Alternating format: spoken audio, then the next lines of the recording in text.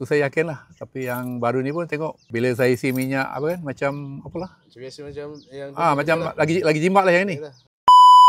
Sekarang ni kita ada dengan salah seorang customer kita yang dah guna Voltec sebelum ni kan. Pakcik pakai Voltec dekat mana? Kat kereta Almera ni. Almera ni lah. Saya mula pakai dekat Myvi. Bila saya beli Almera ni, Almera ni pun dah 9 tahun dah. Oh, 9 tahun dah. Saya pindahkan Voltec tu pindah ke mari lah. Baru lebih kurang sebulan lah yang ni. Tapi memang kata orang yang ni lebih dah baru kan, lagi power lah. Oh, lagi power lah. Lagi power lah. So macam sebelum ni Almera ni dah 9 tahun, mileage dah dalam berapa tu? Saya pun tak kira sangat lah, tapi memang rasa macam makin jimat lah minyak. Makin jimat lah rasanya. Sebelum ni Almera ni rasa tak jimat sangat lah.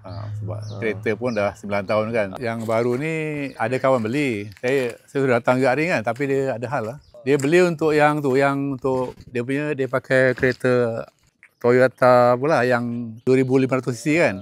Jadi beli yang apa? Dia kata dia beli 220 lah. Lepas tu bila saya balik tu, saya buka lah dekat apa tu kan, TikTok apa, tak perasan. Saya buka, saya tengok kereta saya ni 1500 kan. Jadi saya beli baru lah. 169. Tu saya yakin lah. Tapi yang baru ni pun tengok bila saya isi minyak apa kan macam apalah. Biasa macam yang macam lagi jimat lah yang ni. Lebih kurang sebulan lah baru ni. Baru sebulan lebih kurang saya beli.